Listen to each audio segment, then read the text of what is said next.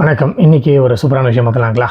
அதாவது age factor இருக்கு இல்லையா? ஸோ 60 வயசுக்கு மேலே இருக்கிறவங்க, 50 வயசு 30 வயசில் இருக்கிறவங்க, ஜென்னிசர் கேட்டகரி இந்த 15 இயர்ஸ் 16 இயர்ஸ் இவங்கெல்லாம் வந்து பார்க்கும்போது எந்தெந்த ஏஜ், அதாவது 2000லேருந்து 2050 வரைக்கும் யார் யாரெல்லாம் அதிகமாக இப்போ கரண்ட் சுச்சுவேஷனில் கேட்டிங்கன்னா கண்டிப்பாக யங்ஸ்டர்ஸ், அதாவது 15 16 17 இவங்க தான் அதிகமாக இருப்பாங்கன்னு நினைக்கிறீங்க.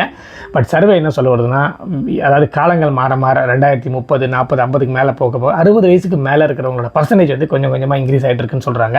அது என்ன அப்படின்றத டீட்டெயிலாக இன்றைக்கி பார்த்துடலாம். 2000ல் 0 to 14 இயர்ஸ் உள்ளவங்க 35%, 15 to 59 இயர்ஸ் உள்ளவங்க 15 இயர்ஸ் உள்ளவங்க 58%, 60 வயசுக்கு மேலே இருக்கிறவங்க 7%.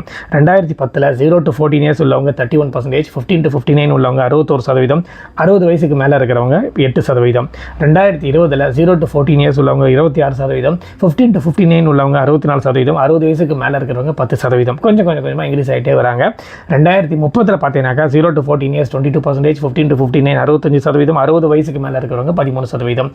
அதே மாதிரி 2040ல் 0 to 14 இயர்ஸ் வந்து 20%, 15 to 59 64%, 60 வயசுக்கு மேலே இருக்கிறவங்க 16% இன்க்ரீஸ் ஆயிருக்காங்க.